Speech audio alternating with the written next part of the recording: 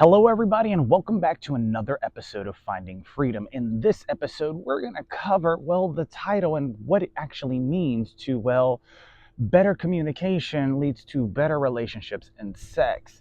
Now, it may sound on the surface like a no duh and no brainer. However, there's a couple things that I want to put into perspective. But before we put things into perspective and change certain perceptions of things, I want to pay homage to some of my mentors. Even though we didn't, physically meet in person, I read their materials, I studied it night and day like crazy. And I just looked at certain things and I looked up to them for certain reasons. So one of the first people that I want to thank is Eric von Markovitch. I think that's how you say his name, aka Mystery. So Neil Strauss wrote the book The Game, so on and so forth. It talks about dating. However, because I'm a nerd and a geek, he was able to communicate how to develop relationships as though it were a video game, and it computed for me. So that's terminology and jargon for you there, identifying that I'm a geek and a nerd. Now, the other people that I would like to pay homage to is, Will Smith in the movie Hitch, because of a lot of the things that he did, not only in front of the camera, but behind the camera as well. And one of the things that you notice about his character, his persona, is that he's not scared to go outside of his craft. However, if he does go outside of his craft that he makes the most money with, he's still proficient at what he does, and he knows how to find love from people that, respect what he's doing. He didn't just go into something thinking that I'm going to be the best at it. No, he's probably had a mindset, because if you don't know anything about Will Smith, apparently he went to MIT and dropped out, or had the opportunity and went into acting. Why would somebody who is that intelligent do something that is, thespian work? Think about it, right? Maybe there was more to it, more than something there. And then, of course, there's also Tony Robbins. But the reason why I want to mention Tony Robbins is because without Tony Robbins, I would have never discovered Gary Vaynerchuk. And Gary Vaynerchuk, who is very popular in the marketing world, talks about meeting old people, so on and so forth, and hanging around older people. And one of his pieces of advice is to go to old folks' home and, talk to them, so on and so forth. And I'm going to pull everything together, because what I notice is people are scared to have certain communication, which leads to bad relationships and then also leads to bad sex. So if you want better communication and you want better sex in the relationship and have better relationships, you have to first get by certain biases or fears of communication, whether that be what sexual positions you like, what things you like when it comes to dating, so on and so forth, etc. And this goes for both sides, etc. And this goes both ways. So if you're a lost boy or girl, buckle up, because we're going to get into it. So let's talk about communication for one bit, right? Communication is not always verbal. This was also mentioned in the movie Hitch. This is also teach and taught to people that study psychology, sociology, people in law enforcement. However, it's within a different context, right? When it comes to relationships, people hear words and they don't interpret or understand everything that's going on. So I want to give you an example, right? When it comes to the business world, right, you have to speak to what's known as demographics and psychographics when marketing, right? These are technical terms, but in other words, you have to speak to the individual, not only in the physical sense, but in the mental sense as well. How does this translate to relationships, so on and so forth, in sex? Well, there's things called that are taboo, let's say, right? But would it be taboo if I were to put it into this perspective? See, the Avengers had a large budget when it came to making the movie, and it also made a great deal of money. Now, the profit margin there was completely different, and it drove a different group of individuals to watch, the Avengers, right? Well, Magic Mike did the same thing, and it had an extremely small budget. I just double checked, and apparently the first Magic Mike movie only had a budget of $7 million, but it made over $100 million at box office. Why is that?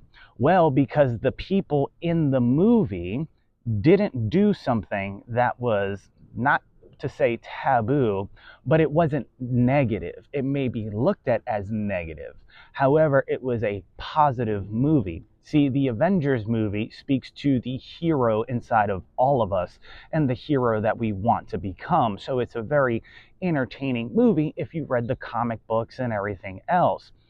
Where Magic Mike's magic, the movie magic, came into place is because the communication in that movie, yes, it was about male strippers, so on and so forth. Channing Tatum was in it. So was, who was it? Neil Bomer, so on and so forth. From White Collar, you had Kevin Nash in there from the WWE and so on and so forth, etc. But the thing is that when I go out to places, I notice that there are certain individuals that want to accomplish certain things, whether that be get with the guy, get with the girl, so on and so forth, etc. But they're scared to communicate and they don't know how. See, if you don't learn how to do things like dancing, because, well, if you can't communicate verbally, you can always dance. Why? Because dancing is a form of communication, and as Eric von Markovich, I'm just going to refer to him as Mystery, when you dance, especially in partner work, so on and so forth, think Latin style dancing, ballroom, so on and so forth, or even in hip hop, there's always a communication. But within partner work, it breaks the kinesthetic barrier, meaning you now make a physical connection with an individual. Now, when it comes to, well, how do I communicate that I like this individual? I don't even know if they like me, so on and so forth. This was the magic of, well, Magic Mike. See, in the movie, the dancers were strippers, right? And people that study understand that people relate dancing to sex and sexual endeavors and other things as well, depending on what type of dancing is being done, whether that's being done by males or females. See, Cardi B came out with a movie with Jennifer Lopez. However, they were female strippers that were stealing from people. That was a negative context. And granted, it might have made some money because of the people in it and the storyline. It did not have a large profit margin similar to that of Magic Mike and the franchise. There was no second or third movie as there was with Magic Mike. Why is that? Because of the positive aspect that came along with it. See, in the movie Magic Mike, there was a girl that was very shy and scared, so on and so forth. Once he started dancing and revealed certain things, obviously the gears start turning, right? Now, here's an expression, and they say, if you're not cheating, you're not trying. So what does this mean, right? Well, if I can't communicate verbally, I'm going to communicate what I can do or what I'm not scared of doing non-verbally, right? How would you do this? Body language. Dancing expresses body language through nonverbal communication. So when Channing Tatum's doing his thing and all the other dancers are doing their thing, they're not only relating it to sex, they're imagining themselves with that individual, and they're determining, are they into that thing or not? They weren't saying, here's some money, blah, blah, blah, blah, blah, etc. Now do your thing, monkey boy, so on and so forth, etc. Or dancer, etc. Dance on and so forth, etc. No, see, that would be the negative aspect. And Magic Mike, they put on a performance, a show, similar to a magic effect, so on and so forth. And because they did a good job, obviously tips came out afterwards. It wasn't just, hey, would you like to dance? Or, hey, I need money, so I'm going to dance on you for 4 or 3 minutes, so on and so forth. And that was not depicted, right? So that was the difference. One of the differences, yes or yes. And now when it comes to going out in your own personal life, not saying that you have to dance like a stripper, but if you learn maybe some ballroom dancing, so on and so forth, etc., not only can you meet people, you can learn how to express what you are capable of on the dance floor non-verbally, right? You can tell if somebody has a strong frame or a weak frame, meaning are they a strong person or are they a weak individual that's not going to push back or not going to release or not be a leader or back lead, so on and so forth, etc., right? And it doesn't matter if you're gay, straight, or whatever, because let's just face it, there's always one that's more feminine and one that's more masculine. There was a movie called Boondock Saints. It's pretty much a cult film, so on and so forth. And the gentleman that plays the Green Goblin, who's also a detective, gets a phone call and he's in bed with his lover. And the lover is obviously the more feminine one, and he's the more masculine one. And I'm going to just leave that there. But if you watch the movie, you'll understand what I'm saying. Now, it's very interesting because people are scared to communicate about what it is that they're into, the things that they like, etc. Now, with Magic Mike, now going with the magic context with everything, right? What is it about the movie that made so much money, and then what is it about that relates to, well, relationships and sex? See, most relationships fail because of lack of communication. It's one of the pillars in the relationship, right? But if you don't learn how to overcome and adapt and adjust the communication in order to express what you want, then it's going to be difficult. If you're trying to see if somebody's in it for real, think Thomas Crown affair, right? He ended up getting the female jealous on purpose and getting her upset to see if he actually genuinely, or to see if she actually genuinely wanted him, or was it his money, so on and so forth. He could care less about everything else. He wanted to know if it was factual, if it was real, or if it was a facade, right? And people will normally communicate that in one which way, shape, or form, so on and so forth. I was in one relationship where there was a lot of love expressed, and I did certain things in that relationship, right? I was in another relationship that was very playful, open, so on and so forth, had a lot of caring, passion, etc. And they got to see the other Magic Mike come out that was very similar to Magic Mike the movie on several occasions. And so it was one of those things that not only did I learn growing up, but I learned from watching people. See, I spent a lot of time around old folks, and I learned how they communicated. And I learned that after a certain age of experience, people didn't care about certain things. So I started to bring that into my life so that, I could have healthier, better relationships, so on and so forth. Let me check the camera here because I think we have a issue. So let's readjust here and overcome and adapt. Let me back up. Perfect. So when we were getting into this, I'm looking at stuff, and I, would go to them for like relationship advice, this, that, and the third. I heard and spoke to many different people, males, females, everybody of different ages, etc., but mainly around older people. Hell, growing up, most of my friends were all older than me by 10 plus years, if not more. That's who I got along with. People my age, I just did not get along with for whatever reason. And it was very interesting because when I went to California, I remember I expressed myself on the dance floor, right? We had a dance circle going on, so on and so forth. A buddy of mine named Sid, he was into breakdancing. Dude looks like Thor, like the Hulk, so on and so forth, etc. Super built. He was a powerhead in the b-boy world. That means he does a lot of intricate movements that looks like gymnastics, but he's dancing, so on and so forth. And I noticed that spoke to a certain demographic. But then I got on the dance floor and I spoke to a different demographic. And I remember there was this beautiful woman, and I was like, I would love to get her attention, but I am extremely scared to do this. However, I could do this non-verbally. So I remember while I was in the circle, I bumped her with my butt and I tried to introduce her and like tell her to come into the circle. And she communicated back, I want you to come over here and dance with me. And I obviously, after that, pretty much it was downhill because we were able to communicate. Obviously in a bar or in a club or in an outing, so on and so forth, where there's loud music, is very difficult to speak anyways, and you don't want to come off a certain way when you're trying to raise your voice in order for yourself to be heard. So you want to use nonverbal communication in order to develop that communication and then develop that relationship, which will eventually lead to something pleasurable later on. And people always move from pain towards pleasure, obviously.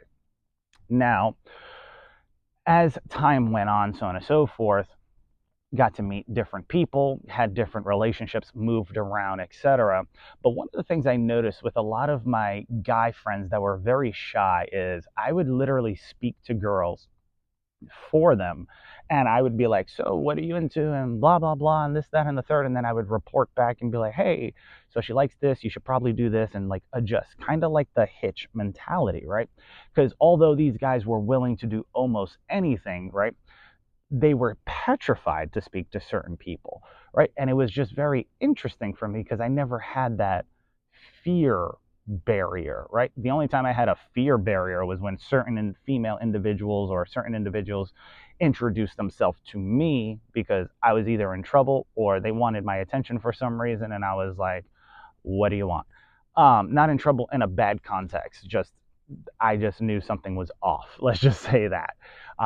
And so guys, if you're in relationships, you know the look that you get from your woman, so on and so forth, etc. It's like, uh-oh, like it's time to go, etc. So you understand what I'm saying. But if you don't, you'll learn eventually. So it was very interesting, right? Now, when it came to the dynamics of even people within the same sex space, obviously living in California, the same patterns I saw were replicated, right? People were still scared to communicate, or they would get in a relationship and then they wouldn't communicate, or they would go on to have a more serious relationship and then everything they did prior to just dwindled off or whatever. It's kind of like going to school or being in class or whatever, right? While you're in school and then you get your degree, you're carrying yourself a certain way. You're being studious, you're growing, you're learning, you so on and so forth, etc. But then once you get your degree and you get into the workforce, and then after some time, you stop growing, you stop learning, you stop trying to continue your education, as they say. And so I notice the same pattern happens in certain things when relationships occur. You get into the relationship, you're dating, so on and so forth. Then you get engaged. And then after you get married, all that shit goes out the window, so on and so forth. And now people start getting bored because of the complacency and they lost the fun aspect of the relationship. Yes, sex can be boring over time, so on and so forth. And without communication, sex will be very boring. So, this is what I want to share with you guys, right?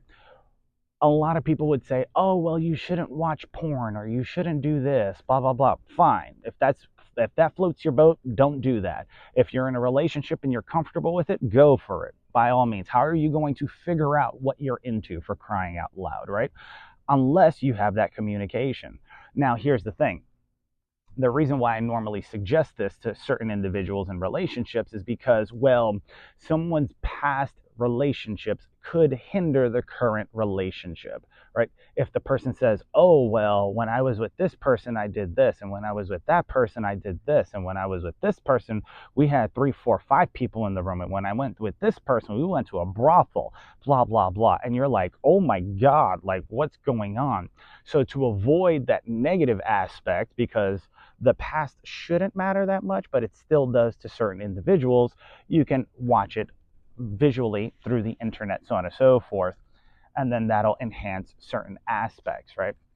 Now, what do I mean by if you're not cheating, you're not trying? Well, some people like large assets, and I'll leave it at that. And other people don't mind average assets, etc. Now, if you're an average person and you're not skilled in certain areas, I'll give you this story. So there was a gentleman watching me perform street magic with his lady, so on and so forth. And I was having communication with not only them, but the rest of the crowd, but I saw the way they were interacting. And so I decided to do an effect where the premise of the trick is that the magician messes up on purpose and then comes out winning at the end to give the confidence to the spectator that this person might not be that good. And then all of a sudden it's like, aha, I got you, so on and so forth. Not so much I got you, but I'm a lot better than what you think. And so as I'm doing this whole premise, I got to read their behaviors and personality types and their psychology, so on and so forth.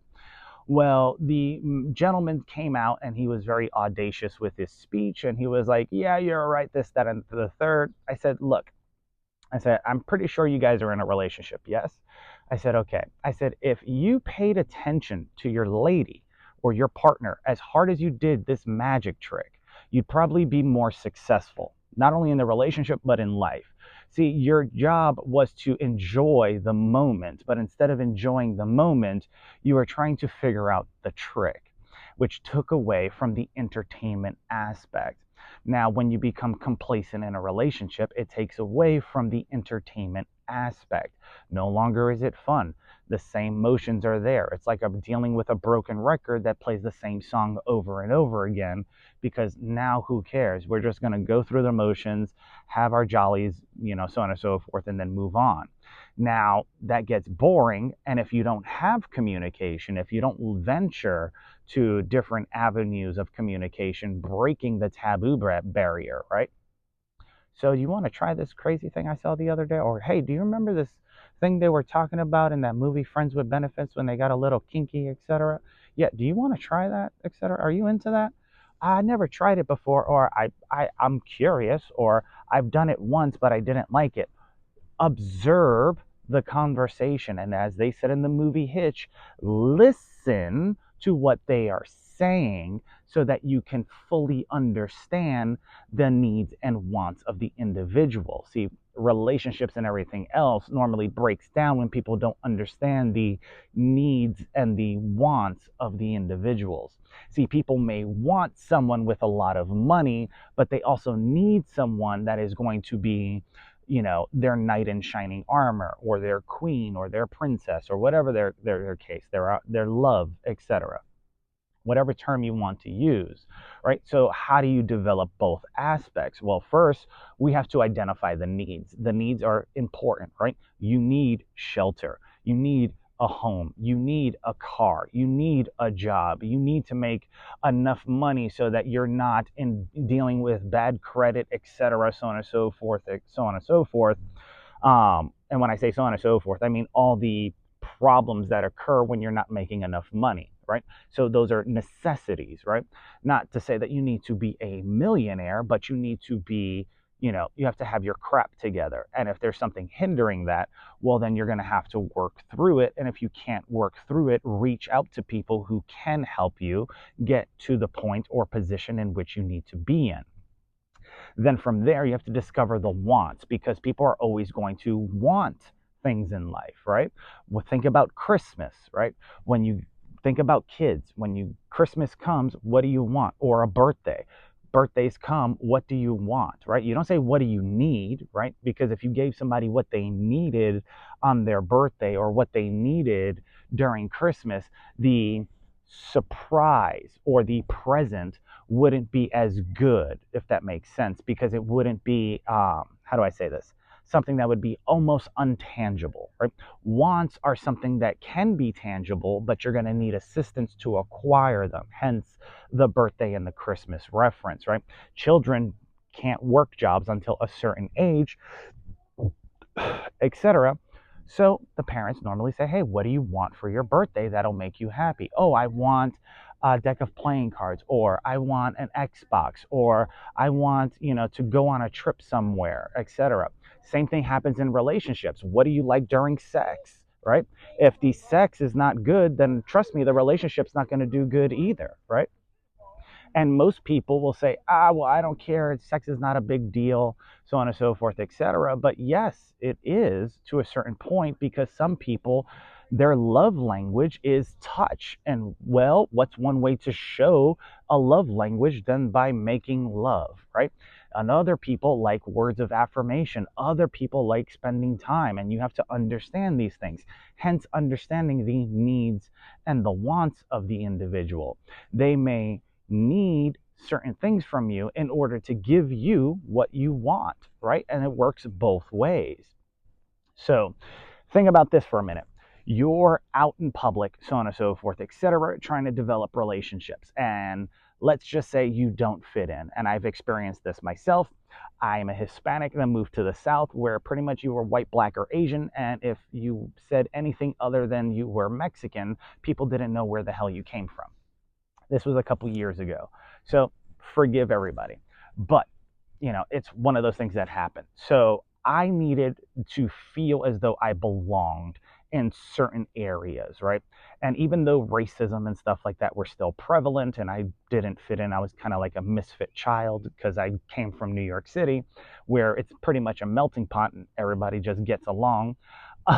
Sort of. We kind of just understand each other better. Other people have their cliques and their little social groups, and that's perfectly fine. But how do I fit into one of those social groups? How do I blend? How do I maneuver? this came down to communication.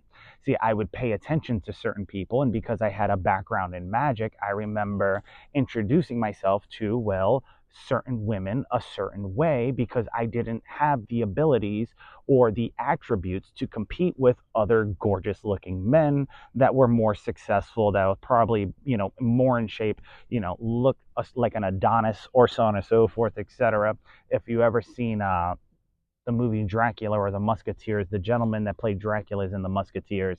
He's a sexy individual. Not to say I have a man crush on him, but him, Bradley Cooper, so on and so forth, George Clooney, etc. I'm very comfortable in my own skin. So, those are very attractive people. But if I wanted to speak to one of the many females that was around this one individual, I would have to stand out and be different. See, in the business world, that is your unique selling proposition, right? What's unique about you? So I remember the movie Hitch, and I combined that with, well, what I do in magic. And I've done this routine quite a few times. I kind of took it out my repertoire, but I used to do this, right? And I remember we were at the nightclub, so on and so forth. And I remember the movie Hitch in the part where he mistook on purpose the female at the bar or restaurant or lounge as a waitress. And so I did something very similar, but I incorporated magic into it, right? So I would go and I would grab a napkin from the bar. I would understand who's speaking to who because of body positioning and so on and so forth. This was just my misspent youth kicking in. And I pretend to blow my nose and I would ball up the napkin, so on and so forth, and I would hand it to the female. And if you ever go to hand something to somebody, they normally have a natural gesture to open their hand. It's kind of like walking up to somebody, sticking out your hand like you're going to shake their hand. It's a natural gesture. So I use that to my advantage, and I would place the napkin in the person's hand. Well, 9 times out of 10, the person would drop the napkin on the floor. I would get a rude remark. Everybody would say something. And then I would quickly apologize, snap my fingers, open my hand, and the napkin would float back up into my hand. I'd say, don't worry, I'll take care of it. It was my apologies, and I would walk away. Right then and there, I knew I had the gears turning in everybody's mind because people wanted to know what the hell just happened, right? I thought this person was rude. Then they just showed me something incredible that most people don't ever see, right? How many people see somebody float a napkin up into their hand, so on and so forth, etc. And it got to the point where either one or two things would happen. Either the female would come up to me and, start a conversation, or the male would come up to me and be like, yo, how did you do that? And I'd just play dumb. And I'd say, well, do what? The thing with the napkin, so on and so forth. They completely forgot about the negative aspect because of the positive thing that came out of it, right? The curiosity of a child came out of them, right? And then, of course, if the male came over, I would say, oh, well, I do magic, this, that, and the third. He goes, and of course, we would build a conversation from there and so on and so forth. And I'd be like, I was actually trying to get someone's attention. And I was wondering if you could introduce me, or is she dating anybody, etc. And I would get information that way, or they would just bring me over. And now I had somebody to give me credibility or vouch for me within the group. And that was one of my ins. If the female came up to me, so on and so forth. Not to say these are tricks or ploys. However, these are just different ways. If you're not comfortable, or if you're not a individual that's very assertive, so on and so forth, that has that communication capability, this is another way to do it. Because let's just face it, some of us that are lost boys and girls, we're nerds and geeks, and we like things like magic, and we would love to talk to the pretty girl or the cute boy, so on and so forth, but we don't know how to. When you introduce your personality, even in a nonverbal context, you give them an idea of whom you are, and then the ball is in their court to make a choice whether or not they want to communicate with you. See, you can force someone to do something, or you can make someone want to do something, right? If somebody wants to speak to you, that's one thing, right? If they are forced to speak to you, it's a different thing, right? And the communication comes out a lot differently. When people want something, they're more open and they're more willing to give certain pieces of information. When they're forced to do something, they conduct themselves in a different manner. So if a female came over, even still, I would get the same question and I would play dumb. And what are you talking about? Oh, well, the napkin thing, so on and so. Oh, you meant when I blew my nose and you dropped it on the floor. No, yeah, kind of, sort of. And, I would just make sure that the negative part was fully erased and they were focusing on the positive part. And then I would bring in the fact that I was a magician, so on and so forth, and I was trying to get their attention, and I would love to meet everybody else. Because here's the thing, when you're dealing with social dynamics, people normally work in groups or packs. And so if you don't get the approval of everybody else, then the individual might get talked out of developing that relationship or even continuing conversation with you. If there's another gentleman or an alpha in the group, so on and so forth, that's interested in that individual, they will quickly try to either mark their territory or try to defend what they think is their territory, correct? And so this not only happens in, well, relationships, it happens in business, so on and so forth, right? And so when you're going through these functions and these manners and things like that, you have to understand it's okay to be yourself, because if you're not yourself, then how are people going to truly know you for whom you are and which you wish to develop a relationship? Now, yes, you may be boring. Yes, you may not like dancing. Yes, you may not be a communicator. Maybe you're into books. Maybe you're an introvert, so on and so forth. Or as they say, maybe you're a hybrid omnivert, so on and so forth. You don't mind being, an extrovert, but you don't mind being an introvert either. You could kind of bounce back and forth, right? Babe, we don't have to go out today. Let's stay inside, so on and so forth. Now, if you want something, communicate what you want as children do, or communicate it in a nonverbal manner if you have trouble with communication, right? If you want to get playful with your words, you could be talking with your friends about this thing that you've always wanted to do while they're in proximity, because in psychology, there's something called proximity awareness, right? When people want to hear or be around you, they gravitate towards you, right? This is a psychological effect that happens to, well, everybody. Think about the movie theater, right? If you're sitting in an empty movie theater and somebody comes and sits close to you, the chances of survival, because our brains are extremely old, go up if we huddle together. If you want to hear information, you have to move closer because some people's hearing isn't that great. And then, of course, they're trying to observe other things, right? And so this aspect comes into everything. How do you develop the spark? Well, the spark for me was introducing a magical effect, right? Or introducing dancing, right? When I was at the bar or the restaurant or the club, so on and so forth, and I knew we were in a dancing and engaging environment, I was able to pull that part of me out and express myself in a certain manner. And you don't have to be scared of the no. See, when I do Latin dancing, excuse me, when I do Latin dancing, I remember going out to a nightclub, which is a completely thing than a actual dance social where there's other dancers and the mentality there is that we're going to dance. The other location, whether it's a bar or so on and so forth, people normally are turned off because, well, let's face it, people get approached every day and people are normally trying to do something without, everything else. And people are not dumb. So I remember I would go out. I enjoy dancing. I thoroughly enjoy dancing. And I went up to a group of girls. This was in San Diego. And this, before I went up to them, I remember I was pretty much on watch that night because I was DD and all my friends were out drinking, so on and so forth. And my buddy Nieves comes up to me and goes, yo, I keep hearing stories about this Magic Mike thing, so on and so forth. He goes, I hear you got these dance moves. I hear you could do this, that, and the third. I need you to show me. I need you to prove something to me. And I was like, fine. I said, look, I'm going to have one drink. Yes, I had a drink that night, even though I was DD. I had like a 4-hour span after that, and I'll explain why. So I was like, all right, you buy me a drink and or cover my gas, and what's it called? I'll show you something. So he bought me a drink, etc. And he goes, all right, show me something. And I was looking around the room. Well, there just happened to be a bridal party there.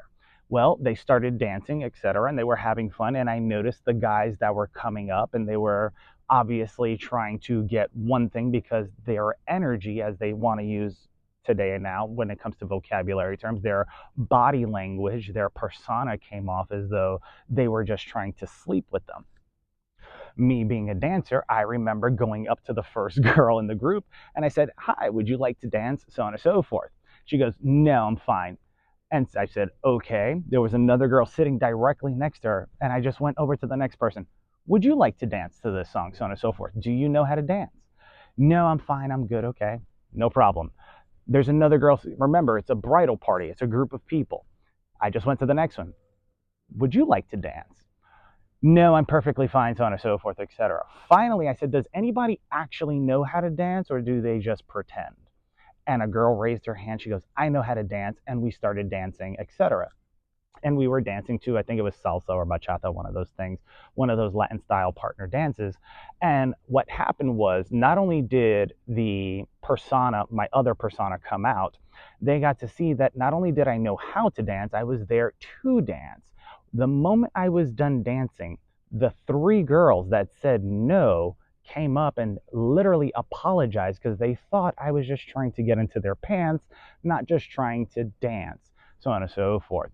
Eventually, we ended up having a great time. I danced with everybody, so on and so forth. I even did some other stuff.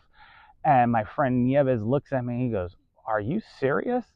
And if you don't believe me, you could go on my Facebook profile and there's a picture of me with a group of girls behind me. That was the bridal party that was there that I ended up dancing for. And it was very interesting because I told him, I said, you have to get out of your comfort zone, right? Everybody lives in this comfortable box, right? When it comes to communication, when it comes to topics like sex, when it comes to topics like relationships, etc. I said, you have to get out of your comfort zone. And so I remember we went out, and there's two individuals in my life that I still hold dear to this day. And I differentiate them between languages, right? But I still use the same word. I have one that's my, how do I say this? I would say she would forever be my woman. She showed me love, right? And then in Spanish, when you're talking to someone that you care about, you would say mi amor, right? So there's two individuals.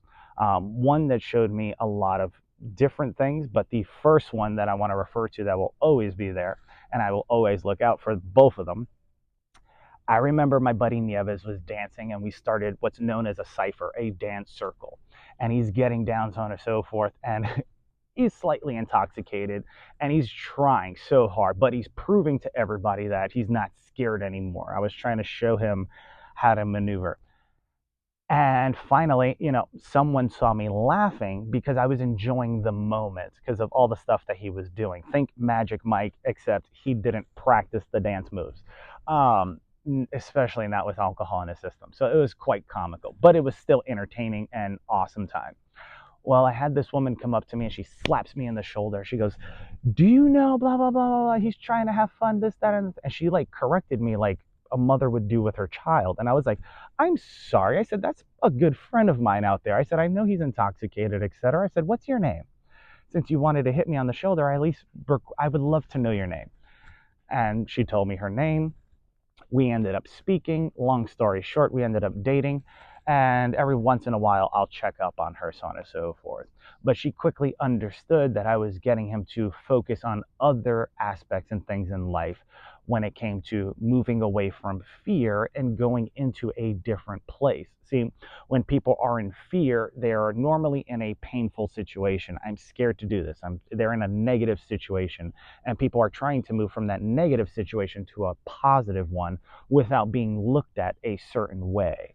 So yes, we were in San Diego. Yes, we had both guys and girls hit on us. You just had to communicate, "Hey, I'm not into guys," or so on and so forth, etc. Or some people were into guys, or my female friends. I had another friend, she was gay, so on and so forth, or I guess the proper term would be lesbian, and she would, step in, so on and so forth, etc. And then I had another friend that was bisexual. She swung both ways, and it was whatever. But it was just one of those things. And once she understood that I was in a different place mentally, she started to have a conversation with me. And I remember she used to make fun of me because we spoke different dialects of Spanish, and she would always say, "Oh, you don't know Spanish.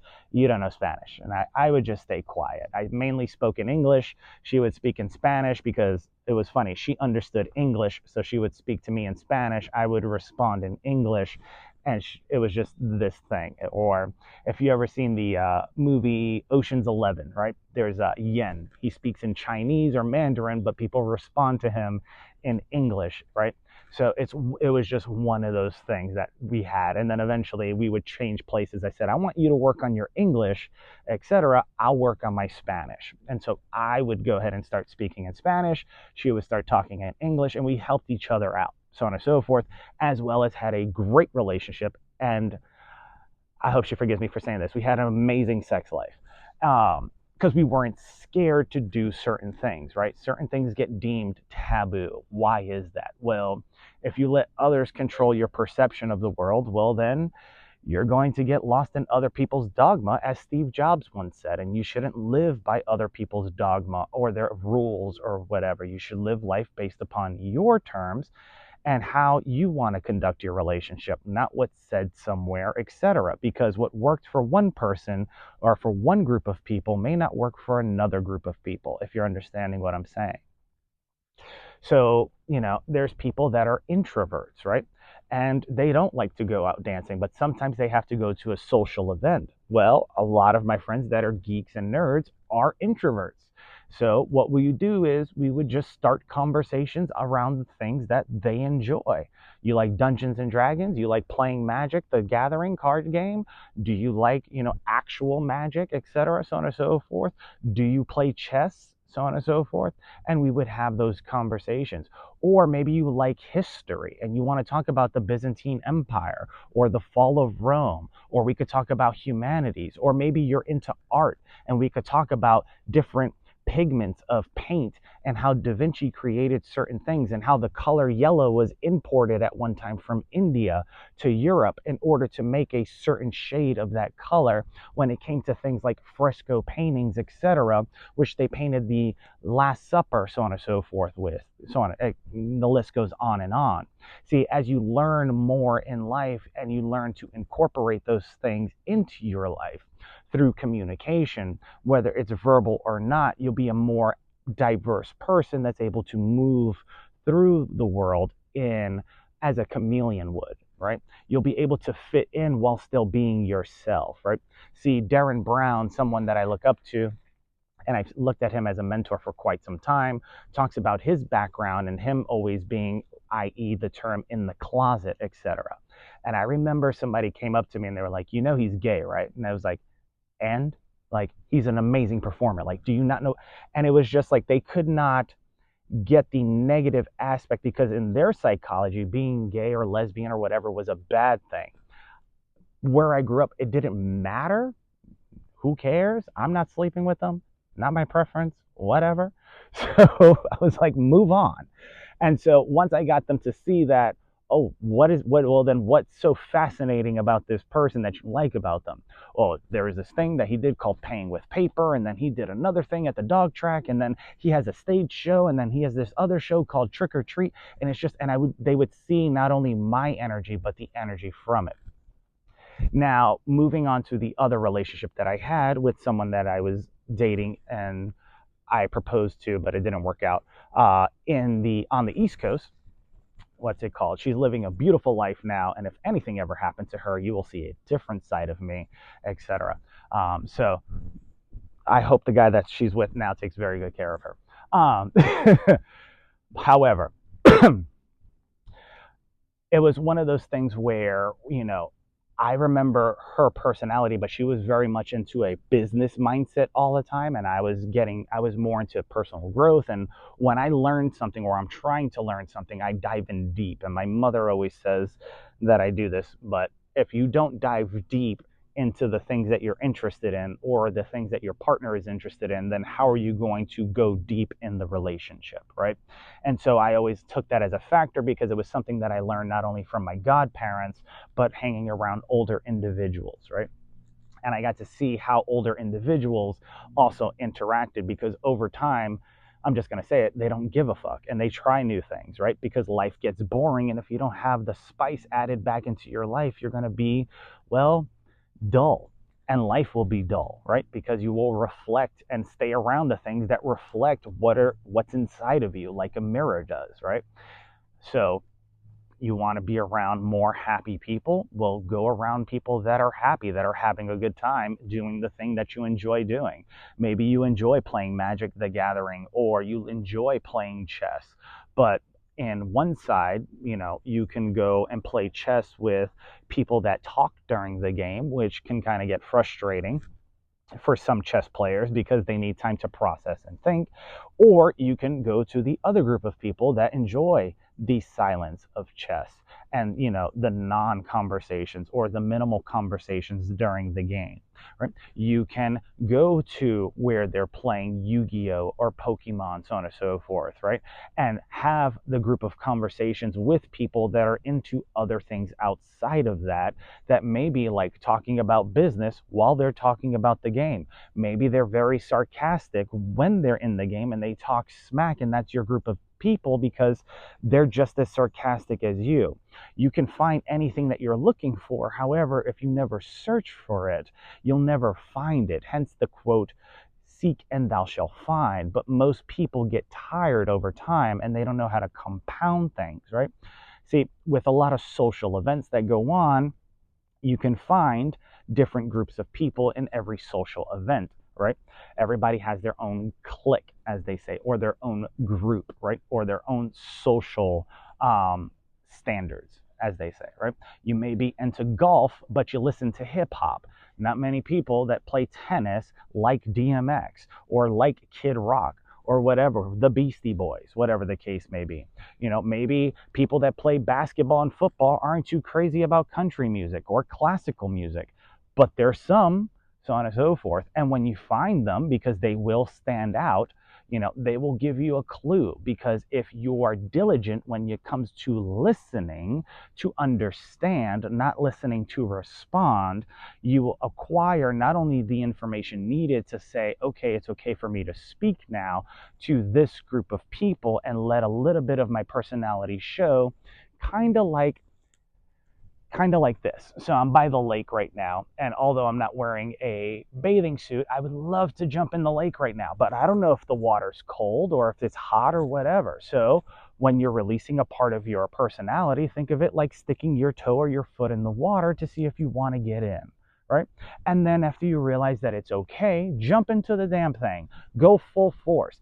I mean, why not express yourself the way you would like to? Remember Bruce Lee's expression, to express oneself truly and fully. Now that's something that's truly difficult to do for some individuals, right? And it was a very philosophical thing, because some people are scared still based upon taboos, negative ideologies. But then again, what are depicted as negative ideologies to some may be positive ideologies to other people, depending on their perception or their perspective of the thing in which that's being discussed, observed, or engaged with. So you have to understand different people, and this is why you should learn not only different things, but when you learn different things, you meet different people, and different people have similar interests to you if you were just to go out and reach for that, right? If you're a kinky person, so on and so forth, as they say, and you like to do all the crazy sexual things, etc., don't be scared to slip that in to a conversation with your significant other or someone that you're joking around with, right? Things can be taken one or two ways. You can walk up to somebody and be direct and say, I would love to do this, X, Y, and Z. Or you can be playful. Now, if you're playful, i.e. sarcastic, using humor, comedy, so on and so forth, and you're genuine about it, who was it? I think it was Brene Brown, as well as the movie Coach Carter. When you shine yourself, you give other people the ability to shine as well. When you show a little bit of your personality, other people that are interested, that look up to you, because people like people who are like themselves or how they would like to be, it gives them an open door to do what they do, right?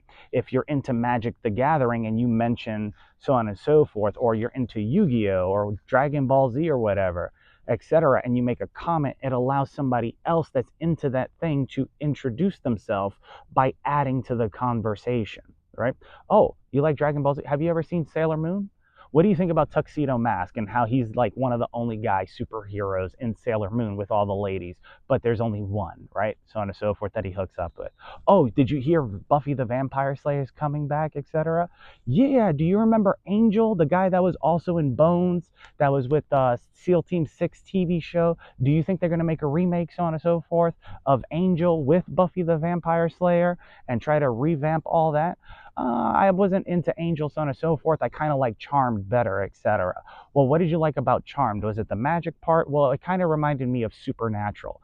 And you could get a feel of all these things based upon whatever it is that you're interested in. But whether it's utilizing television shows, movies, or whatever the case, to introduce yourself slowly but surely to get yourself across, and this will develop a connection with an individual.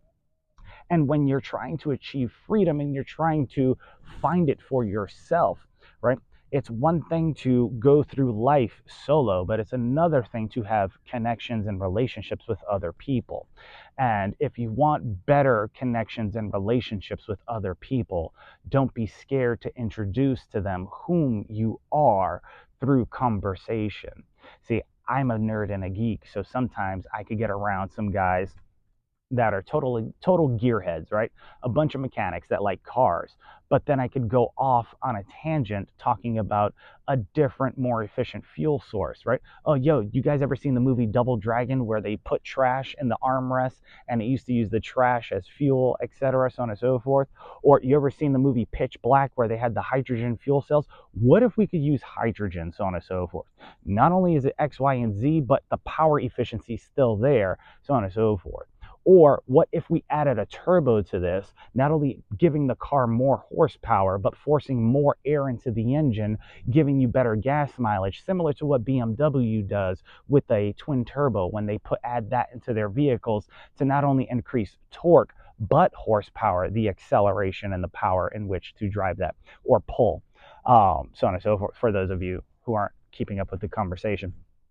But to add to the torque and the horsepower, right? Not only could you pull more weight and you could, go when you need to if you were riding heavy, so on and so forth, but you can also get to the speed at which you needed to if you needed to, let's say, do quick turns or whatever. Think rally racing or whatever. What do you guys think about that? That would be pretty dope. Yo, check this out. So this one time Energizer came out with this wireless charging thing. It was still too early. Think Bluetooth. What if they did that on a racetrack like Formula One or NASCAR, right? So think about this. Now the cars don't need to go into the pit to refuel because they have wireless electricity and they're running hybrid engines. So now they have a consistent wireless technology, which works with Wi-Fi, so on and so forth, etc., where there's a receiver on their car, which is lightweight, that also feeds the energy to the battery, so on and so forth. So not only do they get better gas mileage on the track, but now they have to reduce the amount of fuel needed, meaning they could run lighter and faster at the same time. Yo, what do you guys think about that? Do you think it would work, so on and so forth? Yeah, I think it would work actually. Not only would the car be more aerodynamic, it would be lighter, it would be a more efficient fuel source, a better power supply, etc. They could go further faster for longer, and it would be more entertaining because everyone knows that electric vehicles have a higher torque percentage to a torque ratio, to horsepower because of the electrical factor, etc. When you hit the pedal, the energy is there. Similar to the explosion, but the explosion is different in a combustion engine dealing with gasoline or petroleum, so on and so forth, right? Now, granted, I sounded like a huge nerd and geek and whatever within that context of everything that I said, but these are just examples of ways you can have communication with individuals that you may want to connect with, that you may want to develop a relationship with, right? These are ways that you can segue into let's say sex. Let's move on to sex before I wrap things up, right? When it comes to playing around, etc., so on and so forth, you can do a couple things. Yo, I saw this thing the other night. It was crazy. I'd love to try it one day, this, that, and the third, and say it while you're in proximity, or say it during the conversation, etc., so on and so forth. Yo, when I was in the Marines, I remember I was in the showers. It was the first time we went to the showers. I was in the shower with like 80 something other dudes, all butt booty naked. Realized most men are average, hang around average, but there was this one dude that had a kickstand. And if you know what a kickstand means, it's just well endowed, so on and so forth. I knew he had no issues. And so it was very interesting because I spoke to some of the females or whatever. And as I spoke to certain females, yes, they would want somebody that was well endowed, but somebody that also knew what they were doing. Because now, here's the thing, most women aren't stimulated through penetration. Men are, but they're stimulated through other things, right? And normally, this guy would literally come in, and because he was well endowed, he just went in, got the job done, pleased himself, thought he pleased the other individual, and let's just say he didn't warm up the engine for the explosion to fully take place. It was premature, or it was not as enjoyable as it could be. So if you're not cheating, you're not trying, right? I couldn't compete with this guy because I wasn't endowed like this individual. Good for him, etc. So I cheated. I went to this store called Adam and Eve. Oh boy, let me tell you, God makes amazing things. And I got this little vibrating thing. Yo, I used that for a couple times, etc. And now I'm telling this story, so on and so forth, etc. Now, it may be true, maybe not. Depends on who you are. But you can be telling this story. And so I used this vibrator, so on and so forth, while I was conducting fellatio, using scientific or medical terms or other sided language, because this is also for educational purposes and I don't want to get canceled on YouTube. But I used this thing, so on and so forth, during fellatio, and it was amazing. Not only did this person literally look at me and say, I'm exhausted because it happened so many times, it's your turn. And I've been in that situation, not to brag, Mom, sorry, too much information, but I've been in that situation where it's like, okay, I'm done. Or I've been in other situations where it lasted the whole night all the way till the next morning, and that's a whole other story.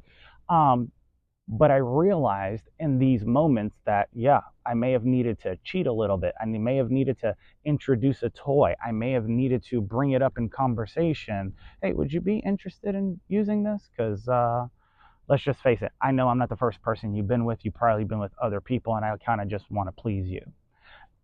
Once somebody hears that, it's so interesting because I would get around cocky, arrogant individuals, and they would be like, oh, Mike's a good guy, so on and so forth, etc. Sometimes he's a little bit too nice, but he's a good guy, etc. And the other guys would come off, and they would say whatever, and we would trash talk back and forth. And I'd say, of course I'm a nice, good guy, because see, the thing about nice guys that they say, well, nice guys finish last. Well, of course, because we make sure our partner finishes first multiple times. And I had no problem saying that because not only was it true and I could speak upon it throughout my past, it gave my partner some type of feeling, and it also introduced other people to what we had. And then, of course, people would come up to us. So how is your guys' sex life? How do you keep it spicy? How do you keep it alive, etc.? Well, we do things together. We communicate. We're not scared based upon the taboos that society have instilled on our ideology based upon whatever they learn, right? If you enter relationships as children do and stay curious, right, and playful, then you will understand how you can not only enjoy relationships, but you can also enjoy life. So I hope this video not only connects with certain individuals on a certain plane or in a certain way, but it opens up your eyes to listening, to understand, to have better relationships, better communication, and, well, let's just face it, better sex. Anyways, till next time, my friends, take care. Have a great day. Peace.